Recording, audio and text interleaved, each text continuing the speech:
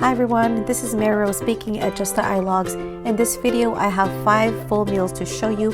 They're very tasty and very filling. I hope you enjoy, and if you did, please like the video and subscribe if you're new.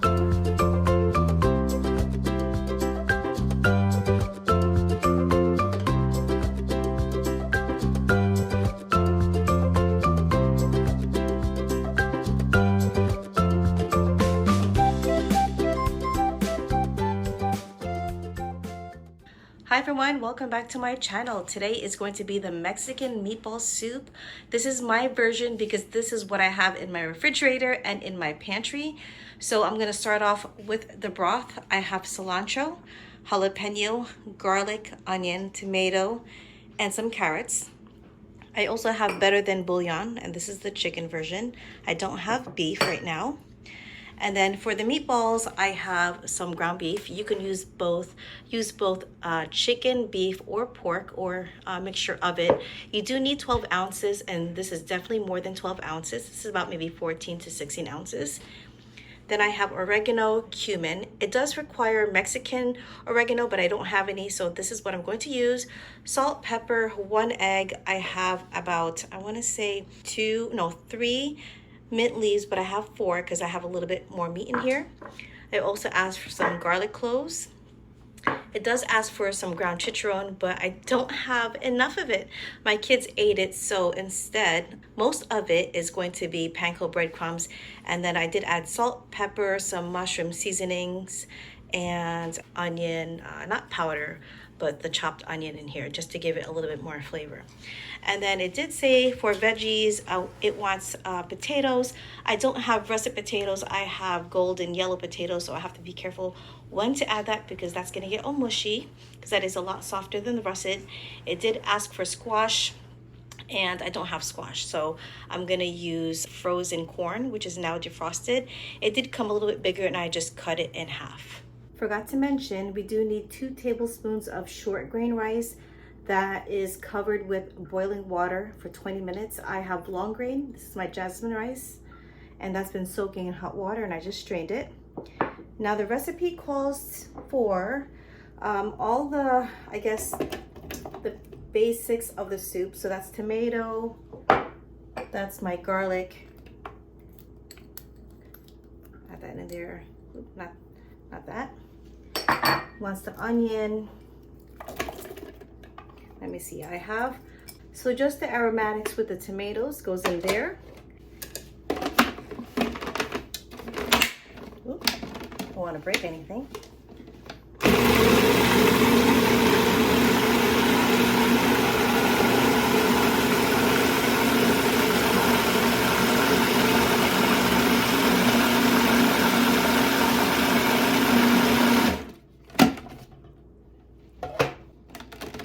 All right, so now it's finally done.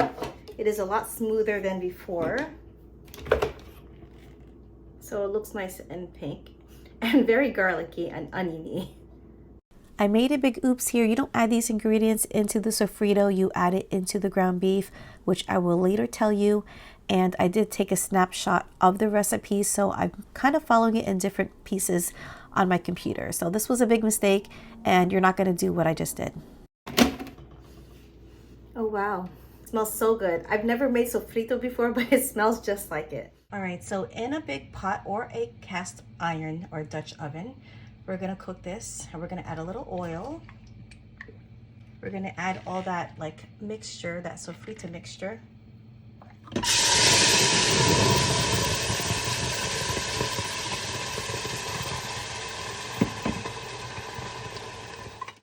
All right, so this is what I'm gonna do from here on. I'm gonna add the chicharron and the panko. I'm gonna add the rice. To help pre-cook the rice, you want to soak it in boiling hot water for about 20 minutes before adding it into the ground meat. I don't think all of it should be added. I'm a little confused with this recipe. I honestly just took a snapshot of it, so I don't understand the whole, I'd rather see a video, you know, because this doesn't totally make sense to me. But we are going to add the mint leaves.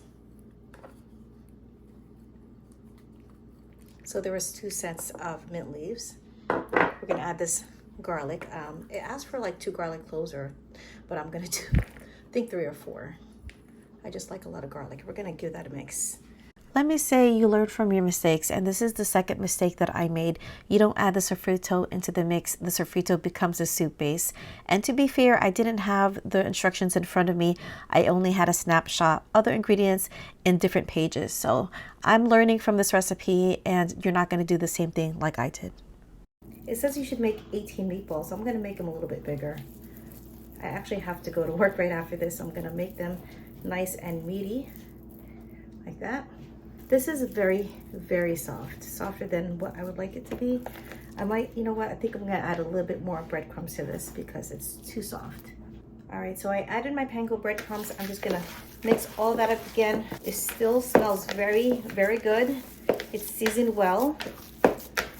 I might just add a little bit more salt though and pepper. That might be a little bit too much, but it's okay. We are going to be making this into soup. This is where I ran out of time and I asked my mother and mother-in-law to finish cooking the meal. They started off with the meatballs first, let that cook for about 5 minutes, and then they added the corn and then the potatoes last.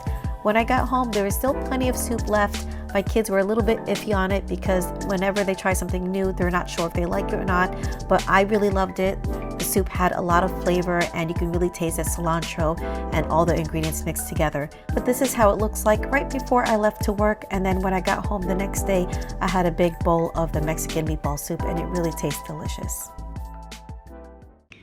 For dinner today, I'm making a recipe called white chicken chili. This is an inspirational meal from ShopRite.com, and it is under the tab inspiration. The only difference is that they used Southwestern corn, which I found that to be a little bit expensive, so I just got frozen corn instead. And then I'm gonna add the bell peppers and then the onion and garlic. And then I'm going to be using chicken breast that I'll be slicing up, and then my choice of seasonings are cumin, chili chipotle powders, some Korean pepper, which I'll go light-handed on that, and then tomato basil seasoning, salt, and black pepper. The recipe does call for 2 cups of half and half. I'm going to lessen the amount, and I'm going to be adding some cream cheese.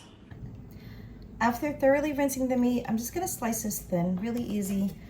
I'm going to find the grain, and I'm going to go against the grain. Just thin strips like this, nothing fancy.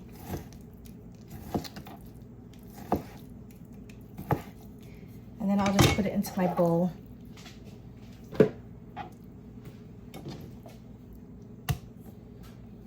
Same thing with this, thin strips. Just try to make sure they're even enough.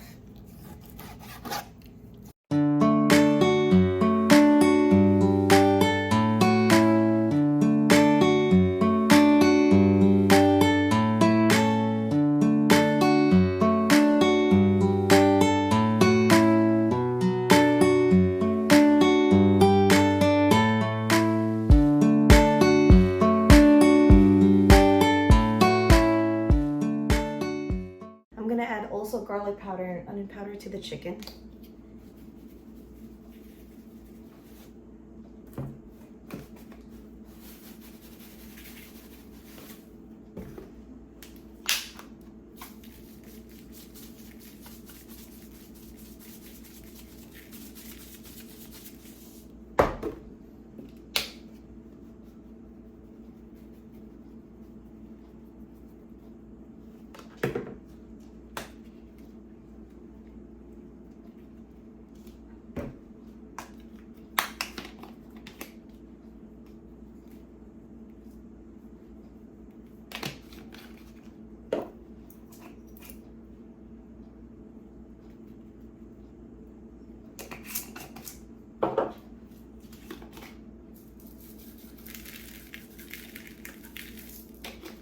I'm gonna add one more thing, and that's chicken bouillon. I'll do about a teaspoon. We're going to mix that well.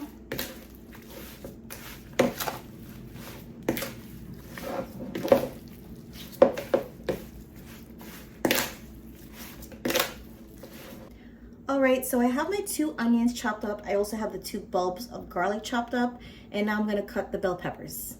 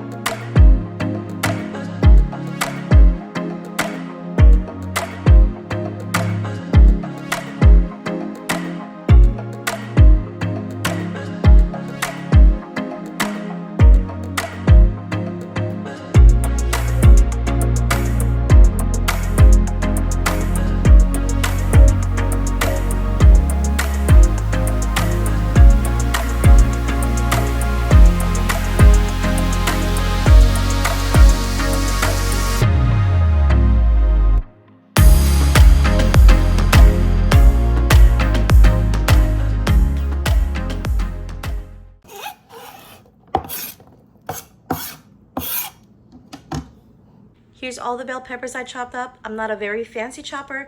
I just try to chop it up as easy as I'm able to. All right, so let's get this started. I am using a bigger pan this time. We're gonna add our oil, do our onion.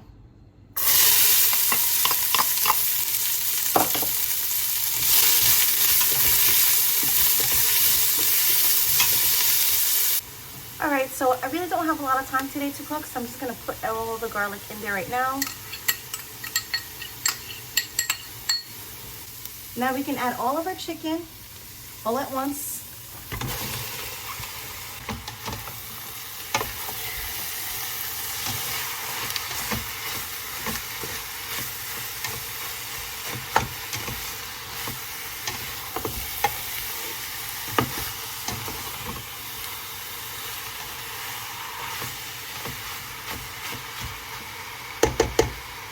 All right, so the chicken has been cooking for about 5 minutes. I'm just gonna add the 2 cups of water right now. I might have to add another 1 cup, so 3 cups total. I don't have to add any more chicken bouillon at this point just because that the chicken is heavily seasoned.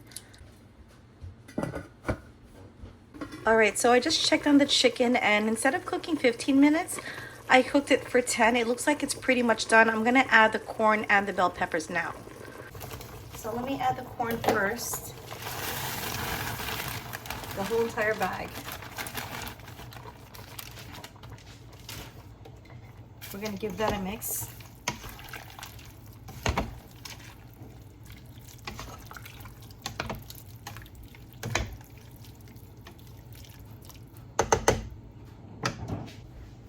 Then all of our bell peppers that we just cut up.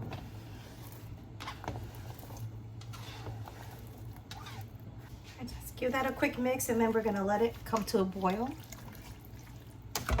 I'm trying to avoid any further liquid right now because I need to add the half and half. Let me try adding just 1 cup first. Oh, all right, I have to get another container, but this is about almost 3/4 full.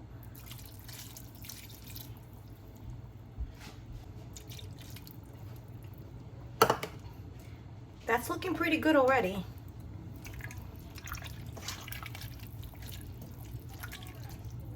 All right, let's let it come to a boil. I'm gonna increase the heat. It didn't come to boil yet, but I'm gonna add another cup of half and half. I just don't have enough liquid in here. I'm also gonna add half of the block of the cream cheese, so this is about 4 ounces.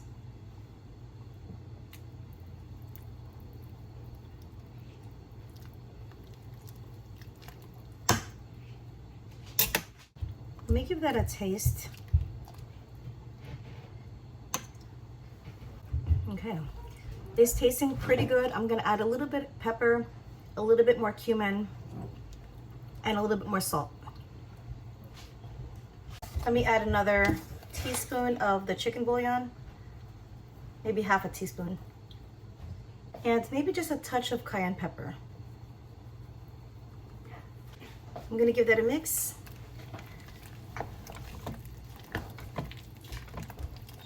We're just letting this come to boil, and I'm just waiting for that cream cheese to melt. And if this is not enough cream cheese, because I want this to get a little bit thicker, I might just add a little bit of either flour or cornstarch. All right, so here is our white chili chicken for dinner tonight.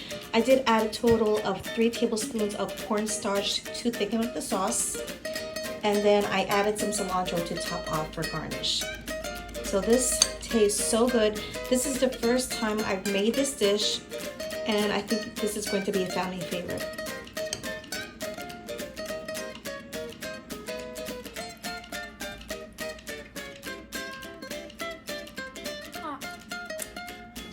That's pretty good.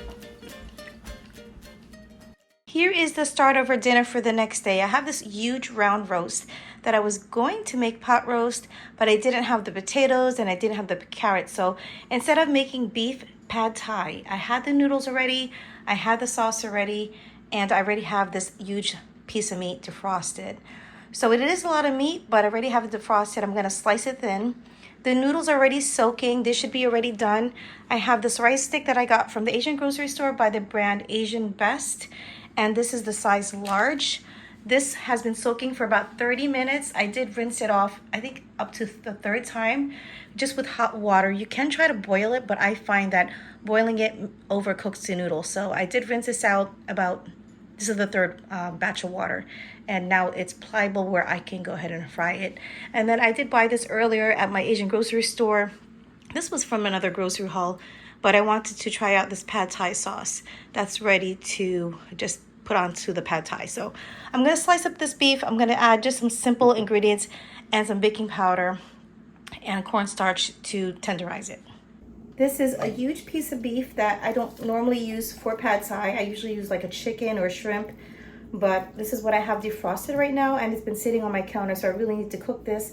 I'm just gonna slice it thin. Again, I'm not really particular in which way I cut it, but I like to cut it against the grain and cut this fatty piece out. I will cut this into thin strips, but just to make it a little easier, I'm gonna go against the grain. I'm just gonna cut it like this first, and then this is where I can slice it thin right here. So I'm just gonna cut this here. I also like to cut the beef in strips like this when I'm making beef steak. You can cut the meat a little bit fatter so you can get a wider piece of meat, but I don't mind this long strip like this. So, especially with noodles, it's gonna shrink down a lot anyway. And you just wanna cut it into thin slices. So I might just cut this in thin strips and just keep it marinated because it's a lot of beef and you really don't need a lot of meat when you're making pad thai.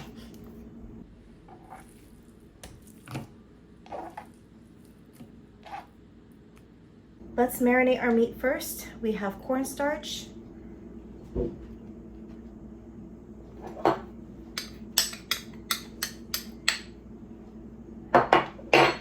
baking soda, and this makes it tender. I have about 2 tablespoons in here. I'm gonna just try 1 for now. We have our, let's do the sugar, and I have 2 tablespoons of sugar. This is a lot of meat, so you can lessen the sugar by half if you have a smaller amount of meat. I have the Korean red pepper flakes, and I have about 1 tablespoon. Let's just do 1. I'm just eyeballing it right now, and then we'll do the soy sauce. And this is about 3 tablespoons. I'm just gonna put about 2.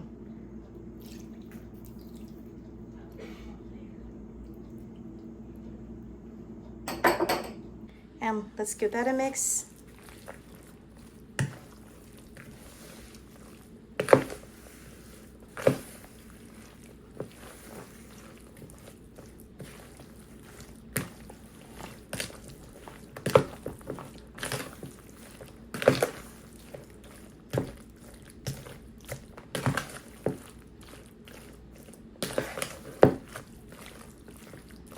All right, so this is actually my second batch. The first one didn't look so good, so that's why I'm restarting the video on this part. So I have my pan nice and hot.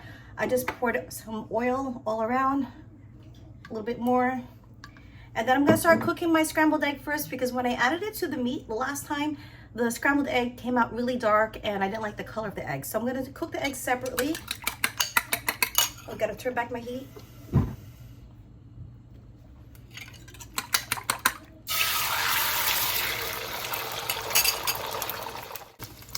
You know, when you preheated your pan hot enough and you added cold oil, you can see the egg won't stick.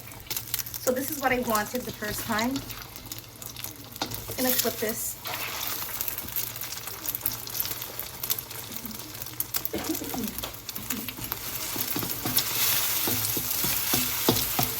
Gonna shut off my heat.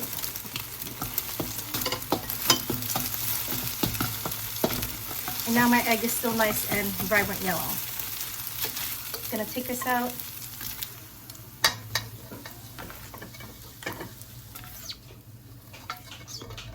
I have my heat back on. Now we're gonna add the onion.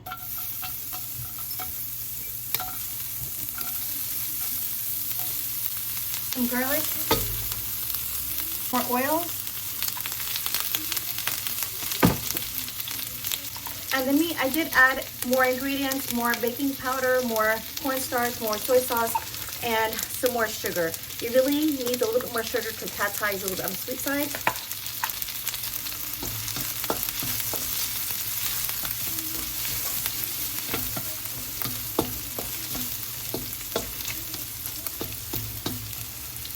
We're gonna add our meat.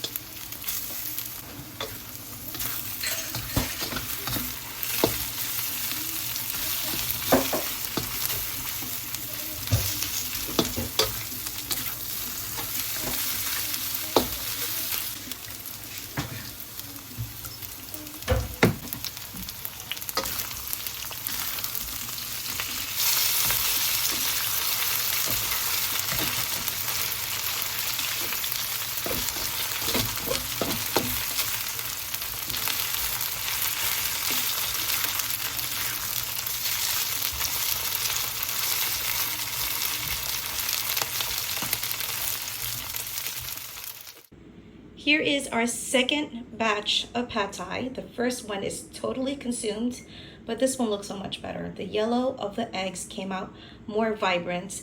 I would like to add some scallions and some bean sprouts, but I don't have any. I like to add a little bit of peanut butter, like not peanut butter, but crushed peanuts, but I don't have any. But yeah, the kids prefer it this way anyway. They don't like the veggies. They like the meat, the eggs, and the noodles. But I still have to cook some more meat. I have a little bit of noodles left, and I'm just gonna cook that and call it a day for today's dinner. Hi everyone, welcome back to another Dinners of the Week. We are starting off with the boneless pork loin that I got from Costco last week.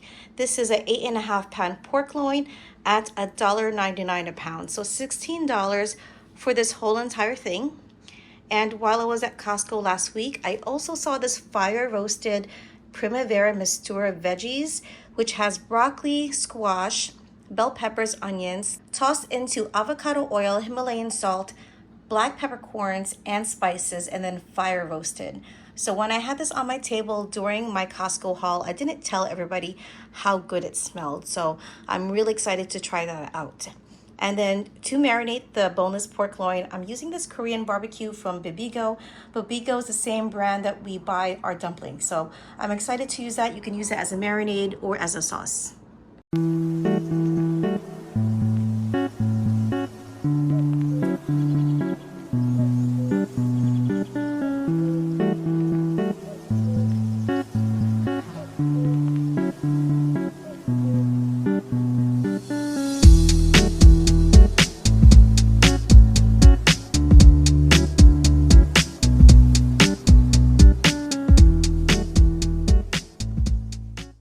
Here's what a whole entire pork loin sliced up looks like. It's a lot of meat for one dinner, so I need to divide this in half. And you can see I tried to slice it as evenly as possible. I don't want it too thin. I need to take some of this meat out and save it for another dish. So I'm just gonna guesstimate it because we're not going to eat all this meat in one sitting. That's a lot. And I'm going to serve this with veggies as well. So that's going to make another dinner. I think that's just about half of the whole entire pork loin. So I'm gonna just marinate this one with the Korean barbecue sauce. This one I'm undecided. I don't know what this tastes like, so I need to open this up and taste it for the first time. Here's a good look of the hot and spicy Korean barbecue sauce. I had to taste it just to see if it needed anything, and actually it's perfect. It's spicy, it's sweet, it's garlicky, it's everything that I like in a sauce. So I'm just not gonna add anything else. I was gonna add some garlic powder, but it's all good. So I'm just gonna pour some in here, maybe about a quarter of the jar. And we're gonna save some for later on, but that's a lot of sauce already. We're gonna give that a mix.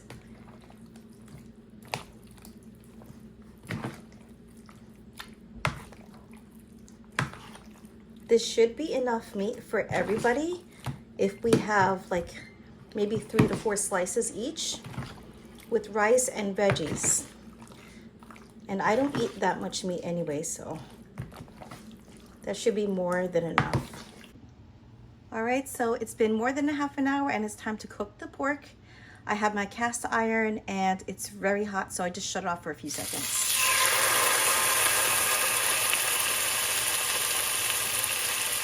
One.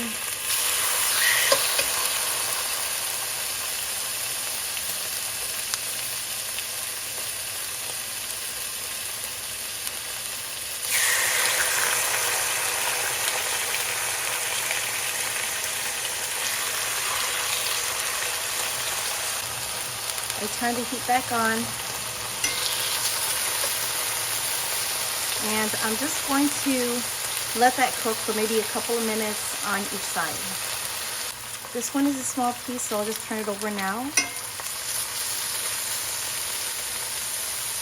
This one is a little bit thin as well, so I'll turn this over. Depends how thick they are. This one is going to need a little bit more. I don't think I cut this evenly.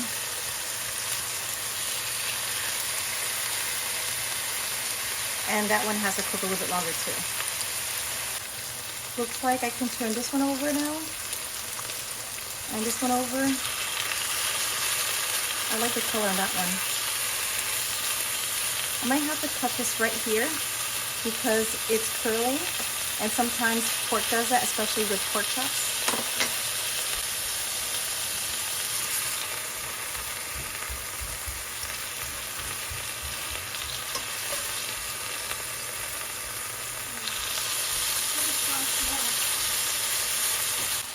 The smallest of the pieces is pretty much done.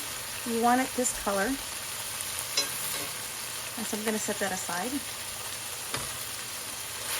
Let's see if I can turn this over again.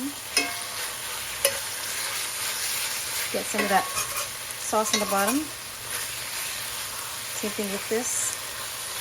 I'm going to switch this around because it's not getting brown enough.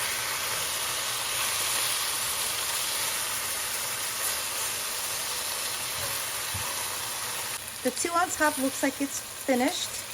It's evenly brown on both sides.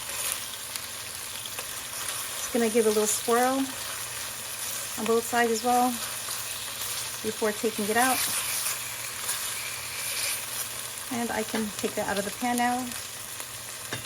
The thicker ones need a little bit more time, but they are almost done too. Gonna flip them over. That came out nice. Swirl these around too.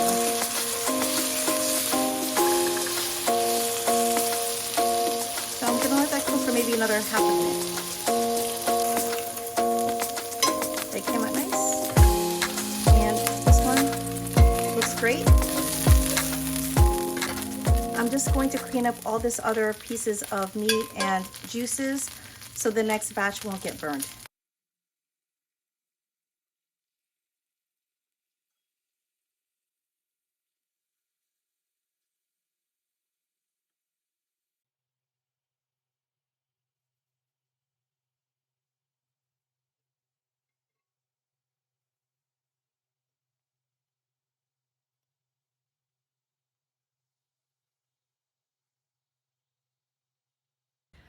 I'm done with the second batch, and this is the first batch. You can see it's less caramelized. I might have to wipe my pan again, but I do need to make additional batches, maybe 1 or 2 more. While I'm finishing the last 2 batches, I'm gonna start off with their veggies. So the instructions for air frying is to preheat it at 400 and then cook for 7 to 9 minutes at 400. These are already cooked veggies. You're just basically heating it up. And they're all like fire roasted, or it looks like it was like cooked on the grill. And that's what I was smelling when I was doing my Costco haul. But you can see, smells so good. So I have this pretty much heated up. I'm gonna dump everything in, well, not everything, maybe about a third. Ooh, that looks so good. You don't have to single stack it because it is a mixed veggie. And then I'm just gonna pop this into the air fryer. And I'm gonna cook it for, let's say, 7 minutes.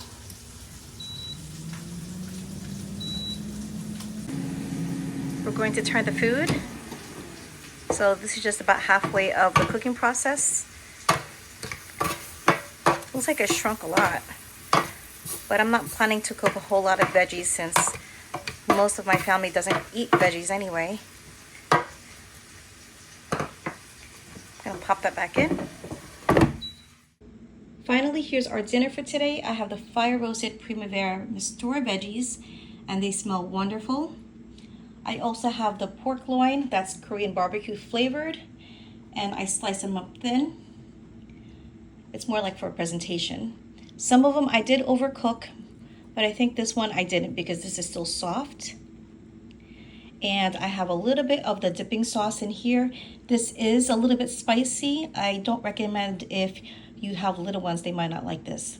And it's also a little bit sweet. So this is our dinner for today. I hope you enjoyed our dinner. I'll see you for the next dinner that we're gonna have for this Meals of the Week. Today's Sunday, and I really don't know what I'm planning to do with this dinner, except I want a creamy kind of sauce for the chicken, and then I'm going to mix that with this pasta.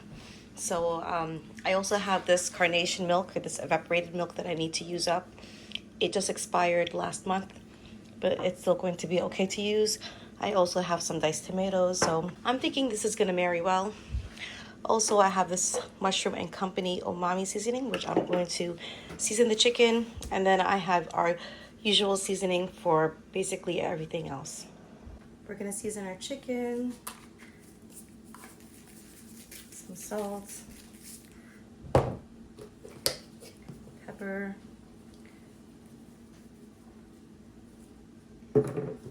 onion powder, garlic powder, and you can never go wrong with Kirkland's granulated garlic.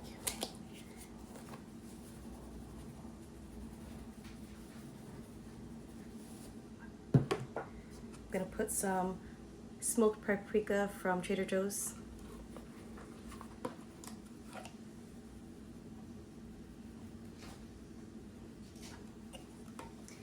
And the umami seasoning that I also got from Trader Joe's.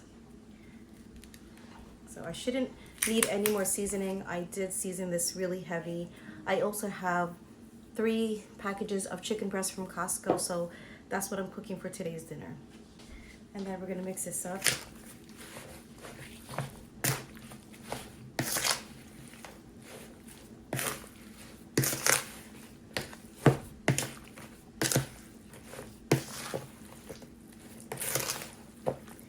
I think I'm gonna add a little cumin. I'm gonna add a touch of cumin. I wanna make it kind of like an Indian curry, but not.